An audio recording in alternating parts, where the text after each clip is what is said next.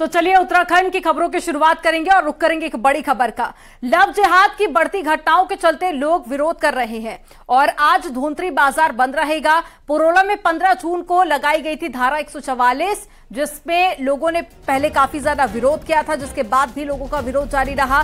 वहीं व्यापार के लिए आ रहे बाहरी लोगों के वेरिफिकेशन की भी मांग स्थानीय लोग कर रहे हैं। तो देखिए, उत्तराखंड में लगातार लव जिहाद के मामले बढ़ते जा रहे हैं। ऐसे में जो बाहरी लोग उत्तराखंड पहुंच रहे हैं, उनके वेरिफिकेशन की लगातार मांग की जा रही है। हालांकि वेरिफिकेशन की प्रक्रिया पुलिस की तरफ से शुरू भी कर दी गई है, लेकिन स्थानीय लोगों का गुस्सा शांत नहीं हो रहा है और इस विरोध के चलते आज धोंतरी बाजार बंद रखा जाएगा। इससे पहले भी देखा गया था, पुरोला से कई सारी घटनाएं सामने आई, जिसके चलते कई जगह पर प्रोटेस्ट जैसी तस्वीरें भी देखी गई और लगातार पुलिस प्रशासन से वेरिफिकेशन की भी मांग की गई और साथ ही दोषियों को कड़ी सजा देने की उत्तराखंड के वासी लगातार मांग कर रहे हैं। तो एक बड़ी खबर आपको बता रहे हैं, एक बड़ी समस्या इस वक्त पुरोला और उत्तराखंड की लव जिहाद बना हुआ है, क्योंकि एक के बाद एक कई सारे ऐसे मामले सामने आए जहां पर मुस्लिम लड़कों ने अपना नाम बदलकर हिंदू लड़कियों को अपने प्यार की जाल में फंसाया और उसके बाद में उन पर धर्म परिवर्तन का दबाव बनाया गया।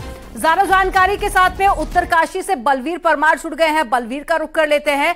बलवीर, उत्तराखंड की एक बड़ी समस्या बना हुआ है लव जिहाद। एक के बाद एक कई सारी समस्याएं सामने आ चुकी है। हालांकि वेरिफिकेशन को लेकर और दोषियों को कड़ी कार्रवाई को लेकर मुख्यमंत्री भी काफी ज्यादा गंभीर देखे जा रहे हैं, पुलिस प्रशासन भी लगातार एक्शन कर रहा है, लेकिन उसके बाद भी स्थानीय लोगों का गुस्सा क्यों शांत नहीं हो रहा है?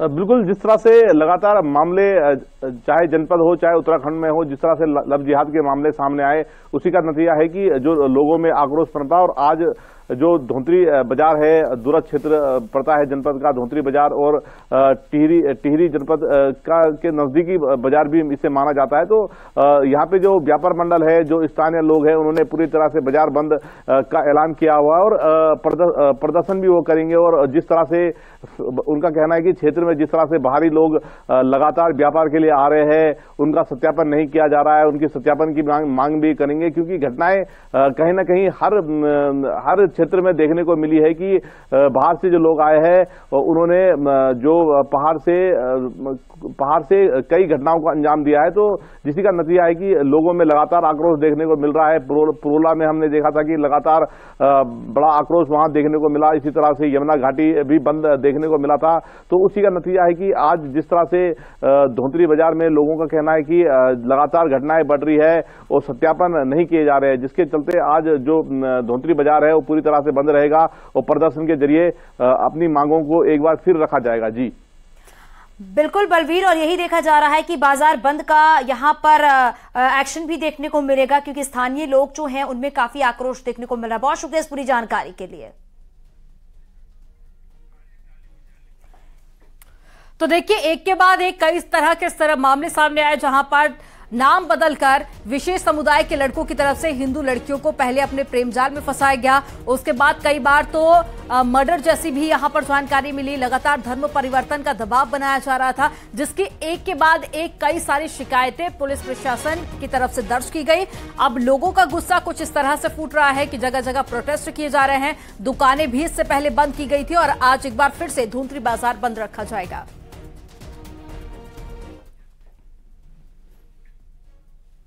देहरादून में लव जिहाद का एक और मामला थाना कैंट कोतवाली में दर्ज किया गया है, जहां पर पीड़ित की शिकायत पर लखी राणा उर्फ मोहम्मद सालिक के खिलाफ गंभीर धाराओं में मुकदमा दर्ज किया गया, जिसके बाद पुलिस ने आरोपी सालिक को सहारनपुर से गिरफ्तार कर लिया है। पीड़ित का कहना है कि आरोपी से उसकी दोस्ती इंस्टाग्राम पर हुई थी। वहां उसने अपना नाम लखी राणा और बिश्नौर निवासी एक वकील बताया था, जिसके बाद परिजनों की सहमति से दोनों की सगाई भी हो गई थी।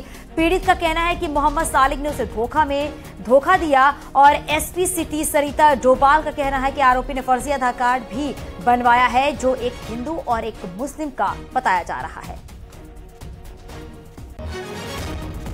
कि उसकी पहचान एक व्यक्ति से इंस्टाग्राम के माध्यम से हुई थी, जिसमें कि उसने अपना नाम कुछ और बताया और उसी संबंध में उस लड़की ने उसके साथ दोस्ती की और उससे संबंध बनाए। बट बाद में उसे पता चला कि उस व्यक्ति का नाम कुछ अलग है और जब उसे इस धोखाधड़ी के बारे में पता चला तो कंप्लेनेंट द्वारा जो है मुकदमा पंजीकृत कराया गया है। मुकदमा पंजीकृत कराने के बाद इसमें अभियुक्त की गिरफ्तारी की गई है। और उत्तराखंड में पिछले 5 सालों में हुए धार्मिक विवादों पर अब पुलिस दोबारा से रिपोर्ट तैयार कर रही है, जिसके लिए पुलिस मुख्यालय से सभी जिलों के कप्तानों को अभी तक के सभी अंतरधार्मिक विवादों की फाइलें खोलकर सभी की रिपोर्ट मांगी गई है। आपको बता दें कि उत्तराखंड में धर्मांतरण और लव जिहाद का मामला गरमाया हुआ है। प्रदेश में अभी तक धर्मांतरण अधिनियम के तहत में 18 मामले दर्ज हुए हैं और ये वो मामले हैं जिनमें मुस्लिम समुदाय के युवकों ने सोशल मीडिया को हथियार बनाते हुए हिंदू लड़कियों को बहलाया, फुसलाया और धर्मांतरण को मजबूर किया। इस मामले को लेकर हिंदू संगठनों ने मैदान से लेकर पहाड़ तक जमकर विरोध प्रदर्शन किया। देहरादून और हरिद्वार में सबसे ज्यादा मामले सामने आए और देहरादून में 7, हरिद्वार में 6, टिहरी उत्तरकाशी में 1-1, नैनीताल में 3 मुकदमे दर्ज किए गए। 63-366 आईपीसी केसेस में जो inter community inter religious LOP या किडनैपिंग का मुकदमा लिखा गया है, उस मुकदमा को मॉनिटर किया जाएगी, उसे एनालाइज किया जाएगी कि इसमें कोई धर्मांतर से रिलेटेड कोई उस कानून है उससे कोई उल्लंघन तो नहीं है। ये परीक्षण किया जाएगा ताकि यहाँ पे हमारा प्रदेश में शांति व्यवस्था बनाए रहे। तो वहीं एआईएमआईएम नेता अजदुद्दीन ओवैसी ने उत्तराखंड में लव जिहाद के मामले को लेकर ट्वीट किया है।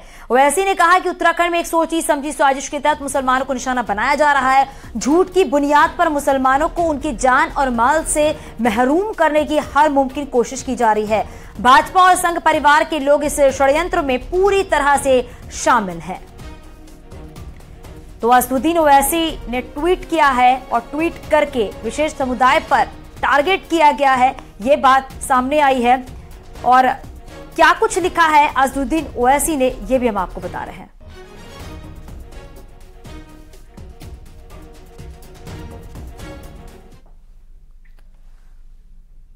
असदुद्दीन ओवैसी के ट्वीट पर कैबिनेट मंत्री गणेश जोशी ने कहा कि उत्तराखंड में मुस्लिमों पर कोई अत्याचार नहीं हुआ और कहीं भी एक मामला इस तरह का बता दे। उन्होंने यह भी कहा कि हिंदू बेटियों को नाम बदलकर बहलाया जा रहा है, फुसलाया जाता है और इस पर लोगों में रोष है, फिर भी मुस्लिमों पर कहीं भी अत्याचार नहीं हुआ।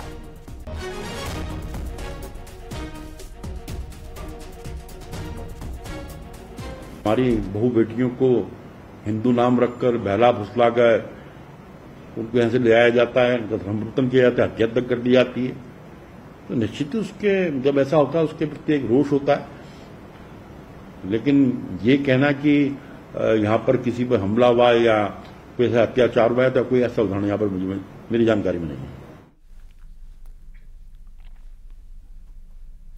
कांग्रेस नेता सूर्यकांत धस्माना ने कहा कि बीजेपी, आरएसएस और ओवैसी का गेम प्लान है जो एक दूसरे के पक्ष में बयानबाजी करते हैं और ओवैसी को उत्तराखंड के मुस्लिमों की चिंता करने की जरूरत नहीं है। देखिए, ओवैसी साहब को उत्तराखंड के मुसलमानों की चिंता करने की आवश्यकता नहीं। उत्तराखंड के लोग सहिष्णु हैं, उत्तराखंड के लोग स्वयं इस समस्या का समाधान करेंगे। आरएसएस, बीजेपी का जो गेम प्लान है उस गेम प्लान को प्रदेश की जनता समझ रही है। मैं समझता हूं कि इस प्रकार से जो ओवैसी साहब का बयान आया है ये उसी गेम प्लान का एक हिस्सा है जिसको पूरे देश में भारतीय जनता पार्टी, आरएसएस और ओवैसी साहब खेलते रहते हैं।